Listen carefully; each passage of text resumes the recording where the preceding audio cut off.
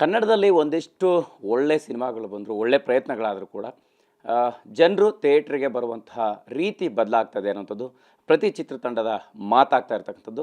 So ಈಗ ಇದೇ ಸಾಲಿಗೆ ತದ್ವಿರುದ್ಧ ಸಿನಿಮಾ ತಂಡ ಕೂಡ ಇರುವಂಥದ್ದು, ಸಿನಿಮಾ ಕೂಡ ಸೇರಿರುವಂಥದ್ದು. ಅಂದರೆ ಒಂದಿಷ್ಟು ಒಳ್ಳೆಯ ಅಭಿಪ್ರಾಯಗಳು ಬರ್ತಾ ಇದೆ, ಬಟ್ ಜನರು ಸ್ವೀಕಾರ ಮಾಡುವಂತಹ ರೀತಿ ಬದಲಾಗ್ತಿದೆ ಅನ್ನೋಂಥ ರೀತಿಯಲ್ಲಿ ಇರುವಂಥ ವಿಚಾರ. ಇದೆಲ್ಲದರ ಜೊತೆಗೆ ಸಾಕಷ್ಟು ವಿಚಾರಗಳನ್ನು ಮಾತಾಡ್ಸೋಣ. ಸುಚೇಂದ್ರ ಪ್ರಸಾದ್ ಸರ್ ನಮ್ಮ ಜೊತೆ ಇದ್ದಾರೆ. ಸರ್ ಶುಭ ಮುಂಜಾನೆ. ಸೊ ಹೇಗಿದ್ದೀರಿ ಸರ್? ಹೇಗಿದೆ ಎಲ್ಲ ದಿನಚರಿ? ತುಂಬ ಚೆನ್ನಾಗಿದೆ. ಸುಪ್ರಭಾತ ಮತ್ತು ಶುಭಾಶಂಸನೆ. ನೀವು ಹೇಳಿದಂಥ ಮಾತಿಗೆ ತದ್ವಿರುದ್ಧ ಶೀರ್ಷಿಕೆ ಏನಿದೆಯಲ್ಲ, ಆ ಶಿರೋನಾಮೆಗೆ ಅನುಗುಣವಾಗಿ ಈಗ ತದ್ವಿರುದ್ಧದಂಥ ಈ ಬಗ್ಗೆ ಚಿತ್ರಗಳನ್ನೂ ಸಹ ಜನ ನೋಡೋದಕ್ಕೆ ಆರಂಭ ಮಾಡ್ತಾ ಇದ್ದಾರೆ ಅನ್ನೋದಿದೆಯಲ್ಲ, ಅದು ಚೇತೋಹಾರಿ. ತದ್ವಿರುದ್ಧ ತುಂಬ ಜನರ ಮೆಚ್ಚುಗೆ ಪಾತ್ರವಾಗಿದೆ. ತುಂಬ ಜನರು ಧಾವಿಸಿ ಬರ್ತಾ ಇದ್ದಾರೆ ಚಿತ್ರಮಂದಿರಗಳಿಗೆ ಅಂತ ಹೇಳೋದೇ ಅದು ನಾನು ಕಳೆದ 31ಕ್ಕೆ ಬಿಡುಗಡೆ ಆಗಿರುವಂಥದ್ದು. ಈ 2-3 ದಿನಗಳಲ್ಲಿ ಅದು ತಗೊಂಡಂಥ ಜನಮನ್ನಣೆ ಇದೆಯಲ್ಲ, ಅದು ನಮ್ಗೆ ನಿಜವಾಗಿಯೂ ಇಡೀ ತಂಡಕ್ಕೆ ತುಂಬ ಹರ್ಷೋಲ್ಲಾಸ ತಂದಿದೆ. ಸರ್, ಈಗ ಸಹಜವಾಗಿ ಅಂದರೆ ನಾನು ಒಂದಿಷ್ಟು ಕುತೂಹಲದಲ್ಲಿ ಕೇಳ್ತಾ ಇರ್ತಕ್ಕಂಥದ್ದು, ಸುಚೇಂದ್ರ ಪ್ರಸಾದ್ ಸರ್ನ ಓಡಾಡಿಕೊಂಡು ನಡೆದಾಡಿಕೊಂಡು ನೋಡಿರುವಂಥ ಅಭಿಮಾನಿಗಳಿಗೆ ಸೊ ಏನಿದು Suchendra Prasad sir wheel chair ಮೇಲೆ ಕೂತ್ಬಿಟ್ಟಿದ್ದಾರೆ ಅನ್ನುವಂಥದ್ದು. ಸೊ ಈ ವೀಲ್ ಚೇರ್ ಮೇಲೆ ಕೂತು ನಿಮ್ಮದೇ ಆಗಿರ್ತಕ್ಕಂಥ ಶೈಲಿಯಲ್ಲಿ ಅಭಿಮಾನಿಗಳನ್ನು ತಲುಪುವಂಥ ರೀತಿ ಸೊ ಹೇಗಾಯಿತು, ಏನಾಯಿತು ಅನ್ನುವಂಥದ್ದು ಸರ್? ಗಾಲಿ ಕುರ್ಚಿ ಅಂತಂದ ಕೂಡಲೇ ಸಾಮಾನ್ಯವಾಗಿ ನಾವು ಅಂದ್ಕೊಳ್ಳುವಂಥದ್ದು ಕೈಲಾಗದವರು ಅಂತ. ಆದರೆ ಒಬ್ಬ ಕೈಲಾಗುವವನು ಗಾಲಿ ಕುರ್ಚಿ ಮೇಲೆ ಕೂತು ಮಾಡುವಂಥ ಆಟಾಟೋಪ ಇದೆಯಲ್ಲ, ಅದು ತದ್ವಿರುದ್ಧದ ಭಾಗ. ಚಿತ್ರ ನೋಡಿದಾಗಲೇ ಗೊತ್ತಾಗುತ್ತದೆ ನಿಜವಾಗಿಯೂ ಆತ ಗಾಲಿ ಕುರ್ಚಿ ಮೇಲೆ ಕೂತದ್ದೇನು, ಮತ್ತು ಯಾವ ಗಾಲಿ ಮತ್ತು ಯಾವ ಕುರ್ಚಿಯಲ್ಲಿ ಕೂತು ಎನ್ನೆಲ್ಲ ಆತ ನಿರ್ದೇಶ ಕೊಡ್ತಾ ಇದ್ದಾನೆ ಅನ್ನೋದನ್ನು, ಒಳ್ಳೆಯ ಚಿತ್ರವನ್ನು, ಒಳ್ಳೆಯ ಕಥೆಯನ್ನು, ಒಳ್ಳೆಯ ಹಂದರವನ್ನು, ಒಳ್ಳೆಯ ಹೆಣಿಗೆಯನ್ನು ನಿರ್ದೇಶಕರು ಮಾಡಿಕೊಂಡಿದ್ದಾರೆ.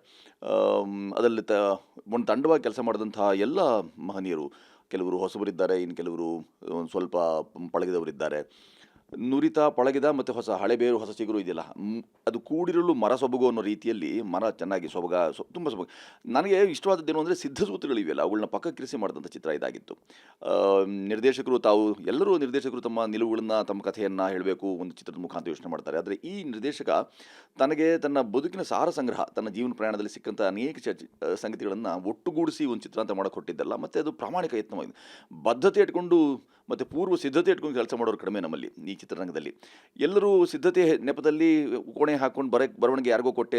ಈತ ಹಾಗಲ್ಲ. ಈ ನಿರ್ದೇಶಕರು ಏನು ಮಾಡಿದ್ದಾರೆ, ಸ್ವತಃ ತಮ್ಮ ಬರವಣಿಗೆ, ತಮ್ಮ ಸಂಗೀತ, ತಮ್ಮ ಛಾಯಾಗ್ರಹಣ, ತಮ್ಮ ನಿರ್ದೇಶನ ಎಲ್ಲಕ್ಕೂ ತಾವಾಗಿ ನಿರ್ದೇಶಕರ ಮಾಧ್ಯಮವನ್ನು ಮತ್ತೊಮ್ಮೆ ಸಾಬೀತು ಮಾಡುವಂಥ ಹಾಗೆ ನಿರ್ದೇಶಕರು ಬಹಳ ಒಳ್ಳೆಯ ಕೆಲಸವನ್ನು ತದ್ವಿರುದ್ಧಕ್ಕೆ ಮಾಡಿದ್ದಾರೆ. ಆ ಕಾರಣಕ್ಕಾಗಿ ತದ್ವಿರುದ್ಧ ತುಂಬ ಚೆಂದ ಅಂತ ಇತರರು ಹೇಳ್ತಿರೋದಕ್ಕೆ, ಚಿತ್ರ ಮಾಡಿದ ತಕ್ಷಣ ನಮ್ಮ ಹೆತ್ತೋರಿಗೆ ಹೆಗಣ ಮುದ್ದು ಅಂತ ನಾವೆಲ್ಲ ನಾವು ಚೆನ್ನಾಗಿ ಹೇಳ್ಬಿಡ್ತೀವಿ. ಆದರೆ ನಾವು ನೋಡಿದಾಗ ಬೇರೆ ಬೇರೆ ಕೆಲಸಗಳು ಮಾಡಿರ್ತೀವಿ. ಎಲ್ಲ ಚಿತ್ರಗಳು ನಮಗೆ ತುಂಬ ಆಪ್ಯಾಯಮಾನವಾಗಿ ಕಾಣಿಸೋದಿಲ್ಲ.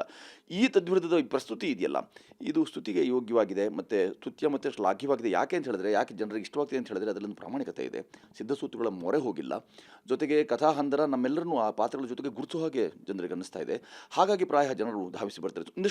ಇನ್ನೊಂದಷ್ಟು ಪ್ರಸಾರ ಇದಕ್ಕೆ ಸಿಗೋದಾದರೆ ಖಂಡಿತವಾಗಿ ಜನರು ಕಣ್ಣು ತುಂಬಿಕೊಳ್ತಾರೆ ಅಂತ ಭಾವಿಸ್ತೀನಿ. ಸರ್, ಈಗ ನೀವು ಹೇಳ್ತಾ ಇದ್ರೆ ಅಂದರೆ ಜೀವನದ ಪ್ರಯಾಣದಲ್ಲಿ ಮತ್ತು ಸಿದ್ಧ ಸೂತ್ರಗಳನ್ನು ಬಿಟ್ಟು ಬೇರೆ ರೀತಿಯ ಒಂದು ಪ್ರಯತ್ನ ಅನ್ನುವಂಥದ್ದು ಸಹಜವಾಗಿ ಅದು ನೋಡ್ತಾ ಇರುವಾಗ ಅನಿಸುತ್ತೆ.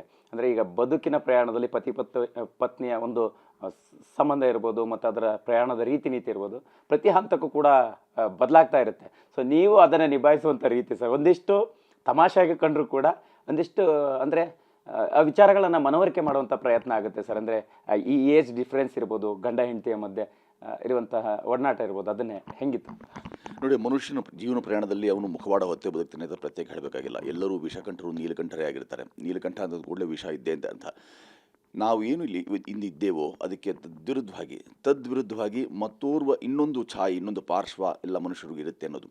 ಪ್ರಾಮಾಣಿಕವಾಗಿ ಬದುಕೋ ಪ್ರಯತ್ನವನ್ನು ಮನುಷ್ಯ ಯಾವಾಗ ಮಾಡೋಕ್ಕೆ ಆರಂಭ ಮಾಡ್ತಾನೆ, ಆಗ ಅವನು ಪೂರ್ಣ ನಗ್ನ ಸತ್ಯ ಅಂತ ಯಾಕೆ ಕರಿತೇವೆ ಅಂತ ಹೇಳಿದ್ರೆ, ಸತ್ಯ ಯಾವತ್ತು ನಗ್ನವಾಗಿರುತ್ತೆ.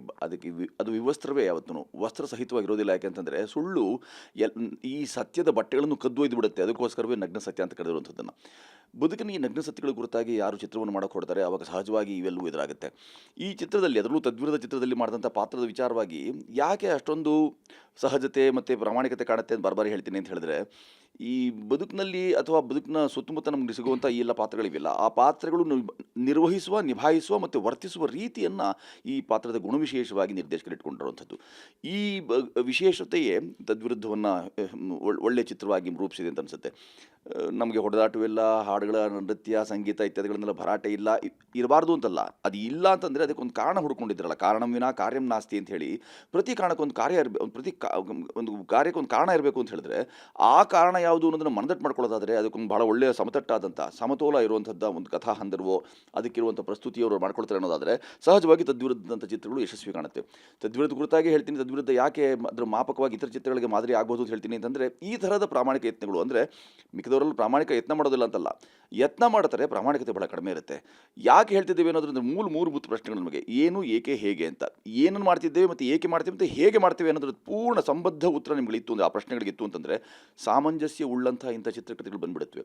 ತಾವು ಕೇಳಿದಂಥ ಆ ಪ್ರಶ್ನೆಗೆ ಆ ಥರದ ಸಂಬಂಧಗಳಲ್ಲಿ ನಾವು ಸಾಮಾನ್ಯವಾಗಿ ಸಂಬಂಧಗಳ ಬಹಳ ದೊಡ್ಡ ಮೆರವಣಿಗೆ ಇದೆಯಲ್ಲ, ಅದು ಬರವಣಿಗೆಗೆ ಇಳಿಬೇಕು ಅಂತ ಹೇಳಿದ್ರೆ ಅದು ಸಹಜ. ಅವ್ರಿಗೆ ಯಾರಿಗಾದ್ರು ತಟ್ಟಿರಬೇಕು, ಮುಟ್ಟಿರಬೇಕು. ಮುಟ್ಟಿದಂಥ ಮನಕ್ಕೆ ತಟ್ಟಿದಂಥ ಇಂಥ ಸಂಗತಿಗಳನ್ನು ಮಾತ್ರವೇ ಪಾತ್ರಗಳಾಗಿ ರೂಪುಗೊಳ್ಳೋಕ್ಕೆ ಸಾಧ್ಯ ಆಗುತ್ತೆ. ಆ ಥರ ರೂಪುಗೊಂಡ ಈ ಪಾತ್ರಗಳಾಗಿರೋದ್ರಿಂದ ಮತ್ತು ಎಲ್ಲ ಮುಖವಾಡವೇ ಹೊತ್ತು ಬದುಕ್ತವ್ರಂಥ ಗಾಲಿ ಕುರ್ಚಿಯ ಮೇಲೆ ಕೂತ್ಕೊಂಡ್ರಂಥ ಒಬ್ಬ ವ್ಯಕ್ತಿ ತಾನು ಹೇಗೆ ತನ್ನ ಕುಟುಂಬದಲ್ಲಿ ಅಥವಾ ತನಗೆ ಬೇಕಾದಂಥದ್ದನ್ನು ಸಾಧಿಸ್ತಾ ಹೋಗ್ತಾನೆ, ಹಾಗಾಗಬಾರ್ದು ಯಾವುದು ಅನ್ನೋದಕ್ಕೆ, ಯಾವುದು ಆಗಬಾರದು ಅನ್ನೋದನ್ನು ಒಂದು ಚಿತ್ರ ಹೇಳಕ್ಕೆ ಹೊರಟಿದೆ ಅನ್ನೋದನ್ನು ತದ್ವಿರುದ್ಧ ಸಾಬೀತು ಮಾಡುತ್ತೆ ಅಥವಾ ಅದನ್ನು ಪ್ರಸ್ತುತಪಡಿಸುತ್ತೆ ಅಂತ ನನಗನ್ಸುತ್ತೆ.